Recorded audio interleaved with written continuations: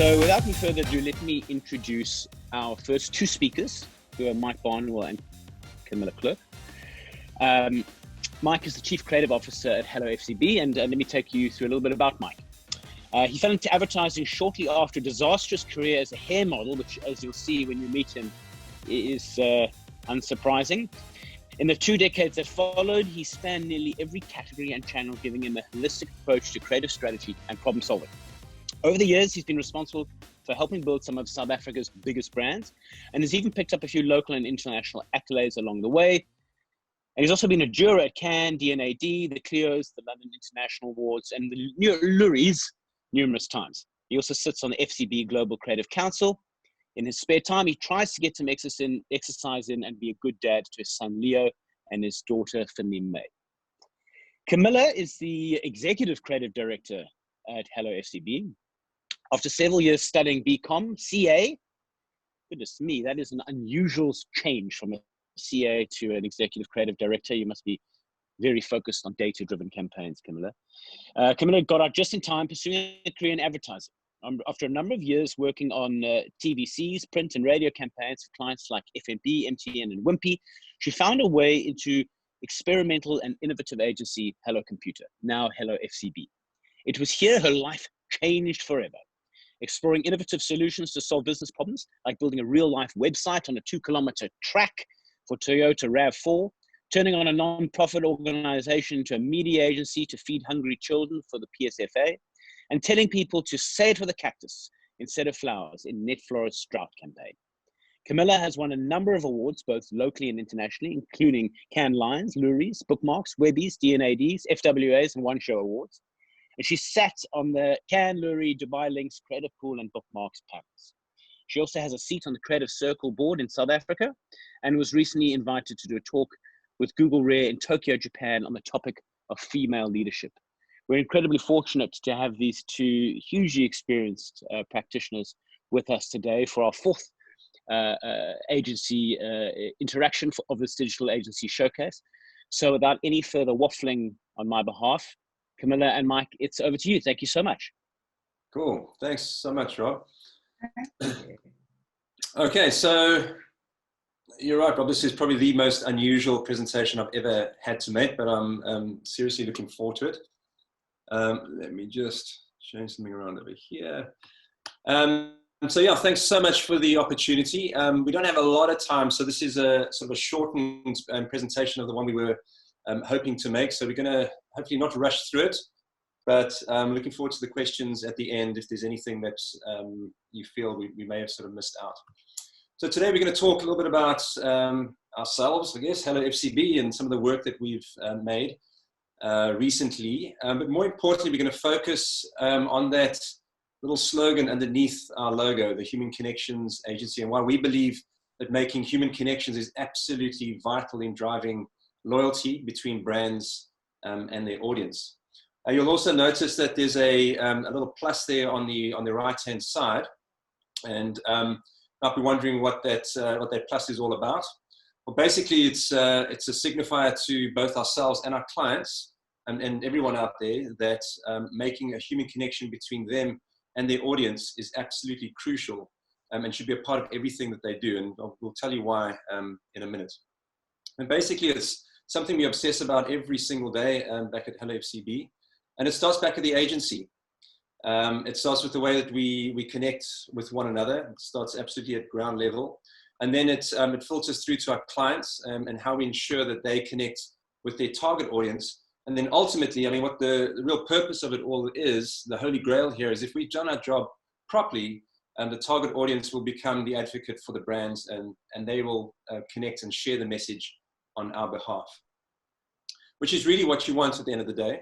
You know, there's literally millions of brands vying for our attention daily, and we want them to become our custodians. So what we try and do is we try and build emotional connections between our clients and their audience at every touch point by putting creativity at the heart of the entire journey. So it's not just about creating one solitary little piece of communication and then doing a sort of a cut and paste approach throughout all the other channels. It's making sure that you're connecting emotionally and creatively across that entire journey. So we try and do that with everything. We do it whether it's above the line, below the line, online, or all three simultaneously.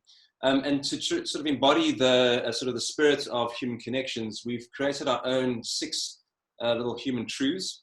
And these are the things that we try and live by on a day-to-day basis. It's like a very sort of pragmatic way for us to make sure that we are connecting with each other, and obviously making sure that our clients are connecting with their target audience as well. And the first, and probably the most important truth out of all of them, is we just encourage everyone who comes into our office and who's part of the family to just be themselves, which speaks to the importance of diversity. And we don't want to be in an environment where everyone is just another cookie cutter version of one another. So we encourage people to be true to you, to your culture, to your vision, and just to let them know that they're here because we actually want to connect with them and with you and with whoever you are who's walking through the door. The second human truth is to fight the familiar. And this is just to encourage people to take themselves out of their comfort zone. If you do, you'll connect with something or someone that you never knew before. Our third human truth is around making things happen. We want people not to wait, make the first move, reach out. The opportunity to connect might just pass you by if you don't. So it is, again, it's similar to the previous one in taking yourself out of your comfort zone, but it's up to you. You are accountable for your own actions. Go out there, make things happen, and don't wait because that opportunity will pass you by. The fourth one is to always keep an open mind, to embrace change, be open to new ideas. If you do, we often find that rewarding connections will always follow. Our fifth human truth is to put yourself in someone else's shoes. Try and always understand those around you. And ultimately, you end up finding that you will connect more with yourself than you often will with someone else. And then the sixth truth that we try and live by is to always just have one another's backs. Support those humans around you, because we believe that we are better, stronger, and more awesome when we're all connected. So these are the values that we believe in and we try and live by every single day. We're so passionate about them. We've got them framed up on our walls. We even have them on our coffee mugs. If it's on your coffee mug, then it's a true and real thing. And you can walk around the office and ask anyone, and they should be able to rattle those off without too much thought. And so one thing you'll see that each one of these truths have in common is that they're all centered around empathy. And you might be wondering, why is empathy important in the business of advertising and communication? Well, it's because we believe that empathy is the single most important ingredient for making an emotional connection with your customer. And in an environment where you've got literally millions and millions of brands vying for our attention, not to mention every YouTube video, little meme, every other clip that's out there is all trying to get our attention. Connecting emotionally with your audience is the only way to ensure that they are going to remember you. And it actually turns out there's a little bit of science behind that claim around making an emotional connection and memory. And it turns out there's actually 2 different types of memory. We've got our conscious memory on the one side, and we have our intuitive memory on the other side. And your conscious memory is normally associated with facts and figures and all those little bits of details that we tend to forget. We have to think about them. It's kind of slow to remember, all that stuff that we learned parrot fashion at school that we've now long forgotten. Even accessing a phone number, when somebody asks you your phone number, your brain needs to kind of click over and you need to start accessing that information. Where on the other side, in your intuitive memory, it's associated with all the experiences that you've had, things that have actually made you feel something. And you don't have to work hard to access that information. It's effortless, it's instinctive, it's unconscious, it's fast, something that you feel very, very easy to access. And it's immediate. So it then begs the question, the question we should be asking ourselves when we're putting a piece of work out there is, how does this piece of work actually make me feel? So if you want your brand to be remembered and ultimately drive loyalty, making an emotional and human connection with your audience becomes absolutely vital and crucial, or else you're just going to be another piece of wallpaper out there amongst the masses. So Cam is going to take you through a couple of pieces of recent work that we have done. We feel these 3 really sort of embody the philosophy that we've just spoken about. And then, over to you, Cam, and we're happy to take questions afterwards. Awesome, guys. So yeah, as Mike says, we're going to take you through some of the work we've done recently that we feel has done exactly what our true purpose as an agency is, which is to connect with an intended audience. And they're totally different pieces of work. So one is an integrated campaign. The other relies heavily on data to create a creative product. And one is just sort of a simple content piece, but they all have one very specific thing in common. And that's the fact that at their core sits a human truth. So we're going to take you through this work and call out the human truth for each and every one, and hopefully help you to understand how the creativity went from there. So the first piece is something we did for cancer. So a bit of background here. This is the Cancer Association of South Africa. And I'm not sure who knows this, but prostate cancer is the most common form of cancer in men. And this isn't just a local thing, this is global. But the thing is, it's actually highly treatable. It's one of the most highly treatable forms of cancer, actually, if it's caught in its early stages. But the thing is, men just aren't getting tested in order to treat it. And here's why. I'm sure this won't surprise you. It's the terrifying finger, the prod. And for many men, it's absolutely dreaded. And we looked into it to come up with a bit of a solution ourselves. And we realized that the first prostate exam that guys need to take if they're over 40 is actually a blood test. So there is really no need for the finger up the arsehole. So this became a huge game changer. And this is a sort of a myth that we really wanted to dispel. So the idea was to really lean into this genre of horror, the horror men feel about the digital rectum exam, and let them know that there really is a way to be tested. So we created a content piece, and I will show you that before I take you through the case study. Hi, it's toilet. Sign here?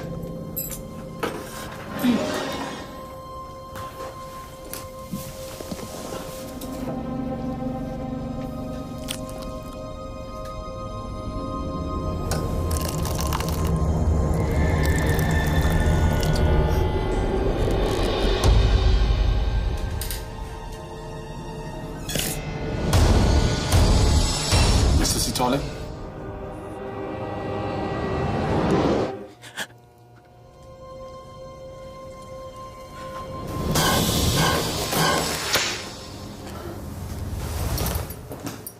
Ready for your blood test?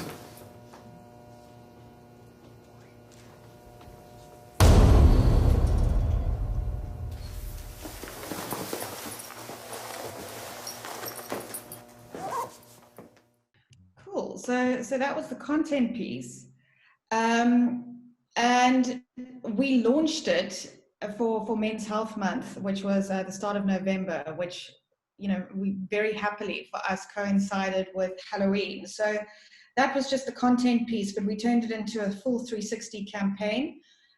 We had banners, Insta stories, all taking on the genre of horror. They pushed guys to a location-based microsite. So no matter where you were in South Africa, it pointed you to the closest cancer care center, and a form allowed you to enter your details and book an appointment then and there.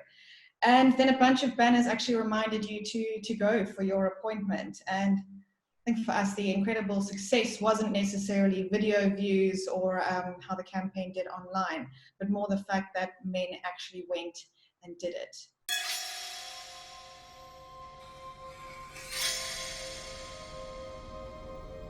Prostate cancer is probably one of the most common cancers globally and locally in South Africa. A lot of men are so afraid. They think that going for a prostate test means the figure, the digital rectal exam, and we wanted to get across that it doesn't have to be that way.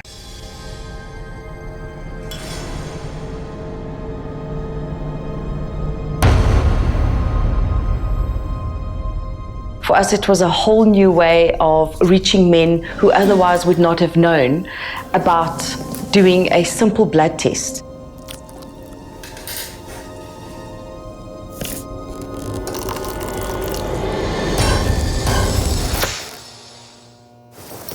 Ready for your blood test?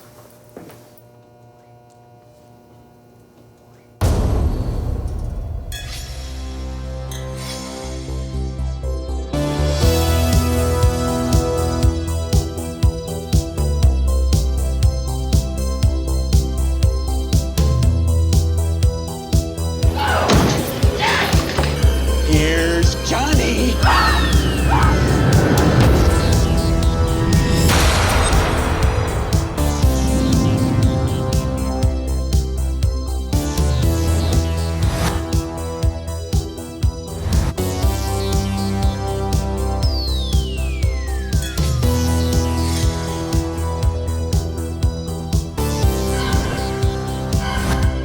The Don't Fear the Finger campaign was an excellent way to reach men and to get them to change their behavior.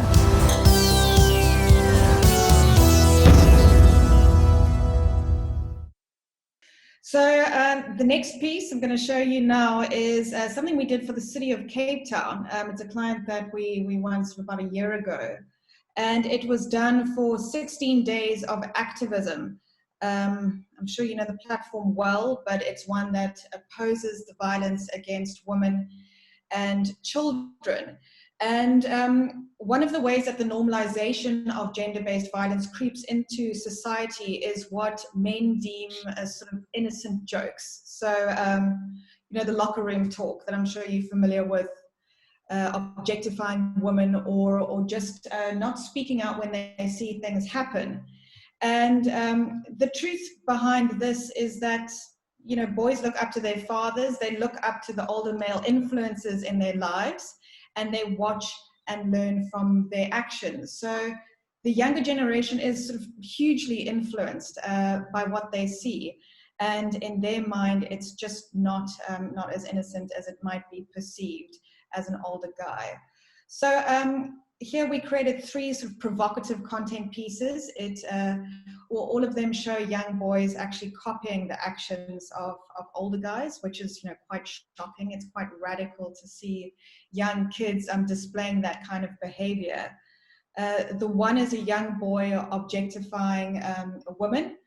The other is a young girl's first encounter with a catcall. And the last online short you'll see is young boys telling a sexist and inappropriate joke. And the intention behind this, through sort of media targeting, was to really get men to be responsible and accountable for their actions and to teach the next generation in order to break the cycle.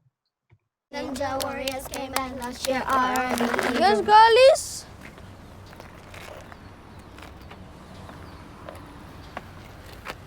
Ek is anders wat jy met my kan speel.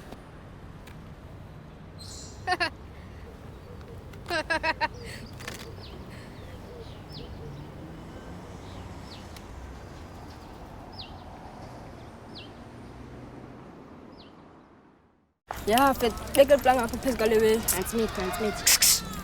En dan nou na kuba laglay. Tiki. Aye. Tiki. Escola. Aye, yes sir.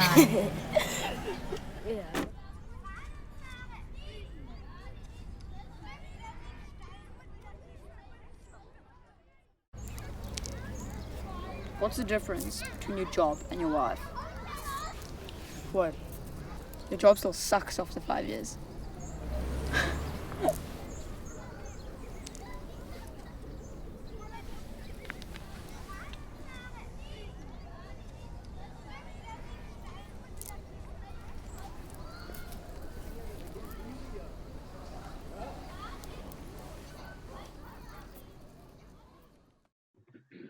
So a truly provocative piece.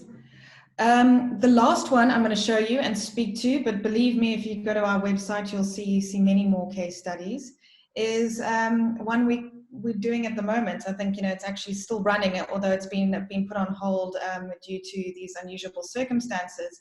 But it's for a very familiar brand, Net Florist. So Net Florist, I'm sure you know very well, one of our biggest online florists, but there's also, you know, a lot of competition. And they are incredibly happy for us to come to them with ideas that solve like real business problems. So how can they open up a new revenue stream, or how can they do things a little differently to other online florists out there? So we asked ourselves the craziest question. I mean, when we wrote it down, we actually all had a bit of a laugh, but it's, can we find a way to get guys to send flowers to their other male friends? So, I mean, it felt a bit impossible, but thanks to the sort of human truth, we did actually come up with a way. So the human truth is men show their affection for one another by dissing, tuning, and poking fun at each other. And the biggest topic around this is sport. So we dug into this a bit more, and we realized that South Africa is actually, I think it's almost second biggest Premier League supporter in the world. And unlike the UK, where you support the team from where you're from, in South Africa, everyone supports completely different teams. So your neighbor could support ultimately your biggest opposition. So with this in mind, we generated a data-led campaign. It was going on for 9 months. So the whole period of the English Premier League, and we encouraged guys to send their male friends big bouquets of commiseration flowers when their team lost to yours, basically to say, I'm sorry for your loss, not. And we called this Bouquets for Bros, and the bunch of flowers that you send is called Broquets. So here it is. What do us men think about every 6 seconds? That's right. Football. Some would say we love it more than our, well, loved ones. We also love taking a dig at our mates when their team loses to us. Net Florist, South Africa's biggest online florist, decided to take advantage of this. Introducing Bouquets for Bros, a selection of commiseration flower arrangements designed for us blokes to tell our mates just how sorry we are for their loss. Not. To kick things off, Net Florist built an AI tool that linked up to the live scores of every Premier League match being played. As the final whistle blew, the tool automatically created a unique banner featuring the game's score. Then, scraping Twitter for the most relevant hashtags, immediately hijacked the heated Twitter football conversation in real time. And the more heated the conversation, the more banners there were. Digital Broquets hyper-targeted the winning team's supporters, spurring us on to send real ones to our friends in mourning. All of this led to the Net Florist website, where guys could choose from an array of broquets and add a touching message. And the kicker? You could do it in your team's colours.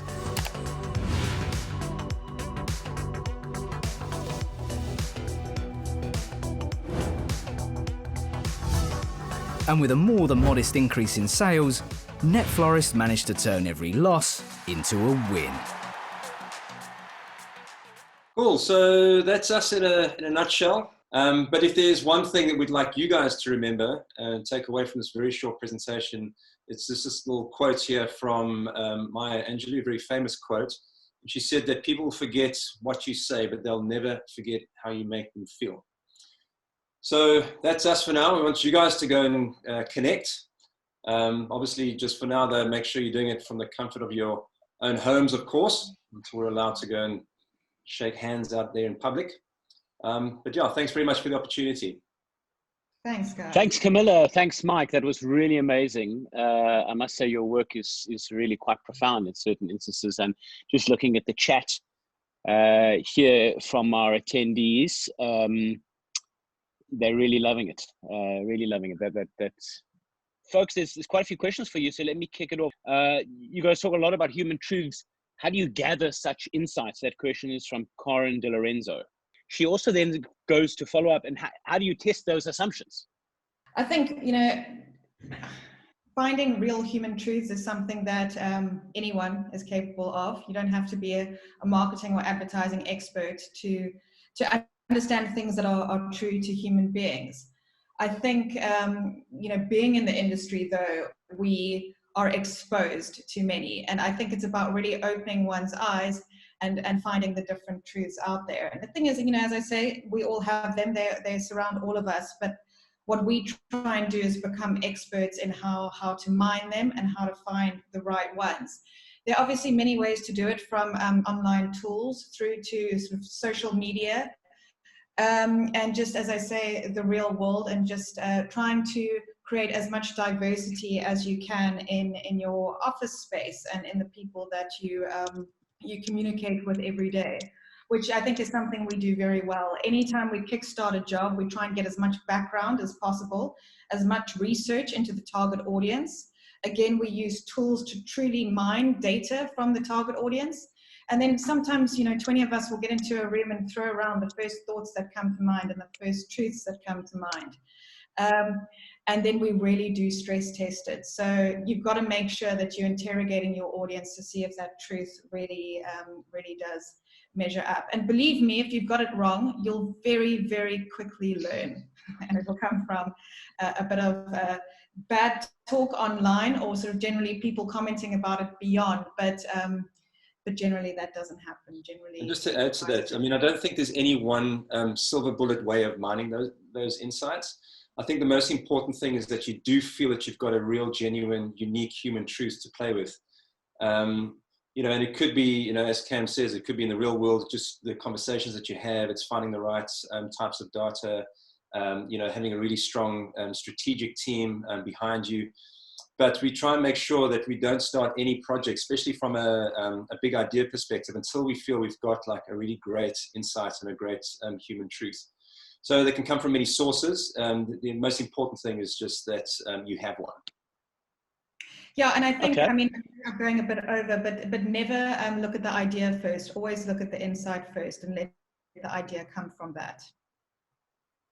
That's a great piece of advice. I'm going to use that as a segue to the next question, which is from Suvesh. He says, I really like how the pieces showcase the importance of creating tension. Without tension and release, brands often tell bland stories. How fine a line is this to tread, though, in the era of diversity and political correctness? Do you have any advice on where it's safe and not safe to tread? Good question, Suvesh. I think it's an excellent question, and I absolutely agree that tension in your work is vital. Otherwise, you are just producing vanilla work that will not actually reach its audience and will not connect emotionally, as we've already said. And what we actually use at FCB is we've got a sort of a scale that we use in order the way we sort of judge our work internally.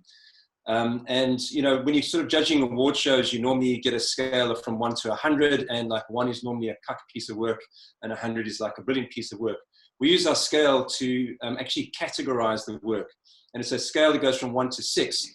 1 is a damaging piece of work, 2 is an invisible piece of work, 3 is a piece of work that is good, but it's probably going to be forgotten, and then 4 and 5 and 6 is the piece of work that you really want to try and create. A 4 is a provocative piece of work, the piece of work that's got real tension in it, and it's the kind of work that people will generally want to share on your behalf.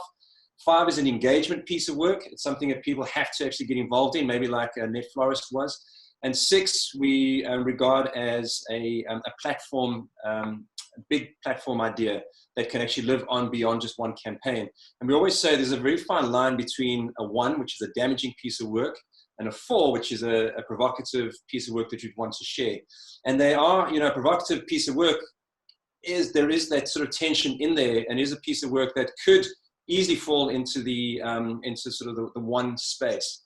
And you've got to make sure that you're asking all the right questions of yourself and of your audience to make sure that they are not sort of crossing the line. And I think, if you look at the City of Cape Town work, for example, that's a real example of a 4 that could easily have gone wrong and become a 1, a damaging piece of work. So we were a little bit nervous when we put that one out, but we did our due diligence to make sure that it didn't actually become a damaging piece.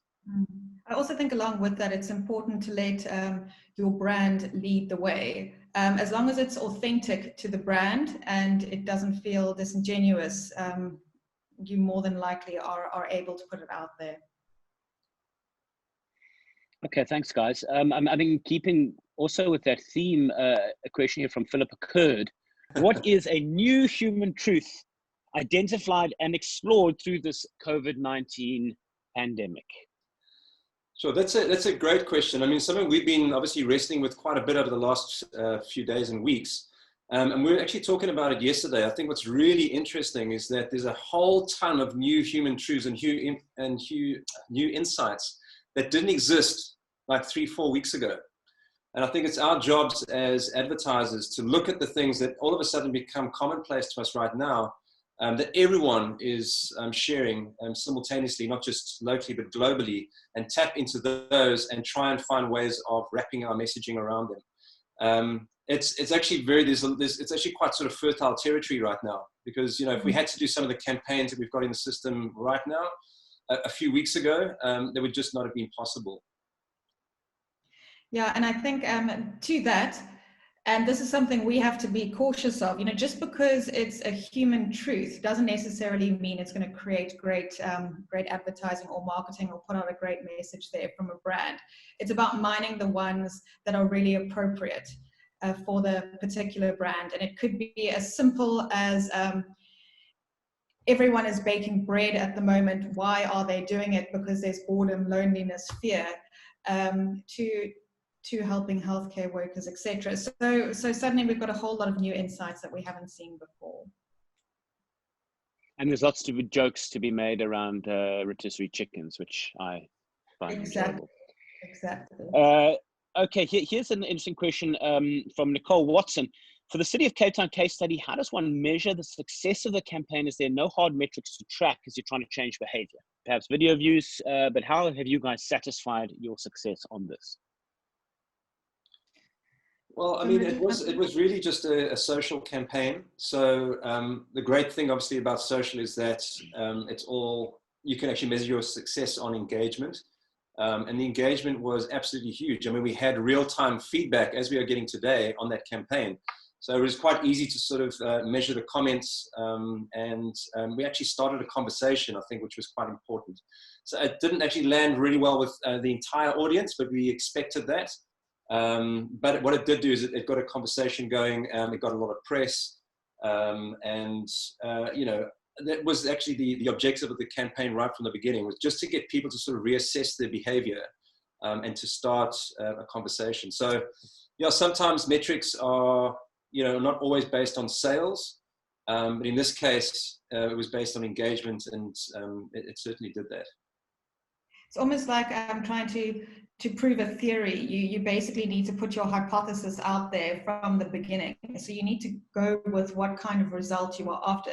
So for that, the biggest result for us, you know, because we prefer not to look at awareness conversion metrics because they're quite generic. It's how many conversations can we start, both good or bad, but at least we're creating talkability. The cancer case study is, you know, easier. It's how many people are ultimately going to get tested, but it's something that we discuss up front with clients, so we know what our goals are and what success looks like for us.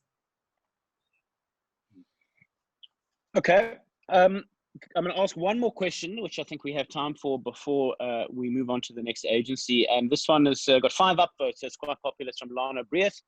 How do you convince a client your idea is better than theirs or will work even though they are conservative?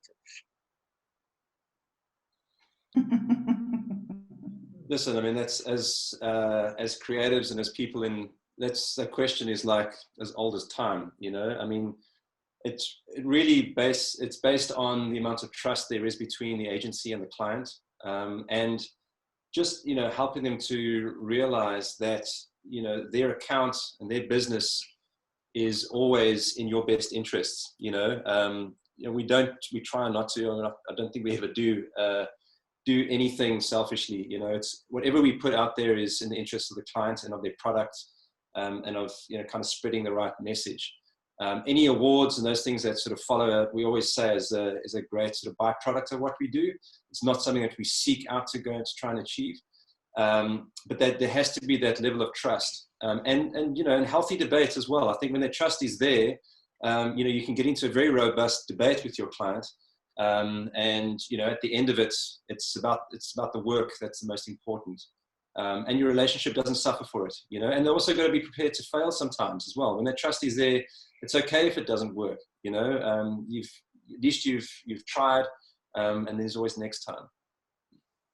I think I can say both Mike and myself have probably a drawer this big of ideas that have never actually come into fruition. But let's say 1 in every 15 you come up with, it's great. But it is about nurturing real relationships with clients and also having honest conversations. So being able to tell them when you feel they're being a bit of a douche and an idea would be a very worthwhile cause for them. Yeah, I tell you what, if I had a rand for every wasted idea in my drawer, I'd be rich and would have saved a lot of money on terrible ideas.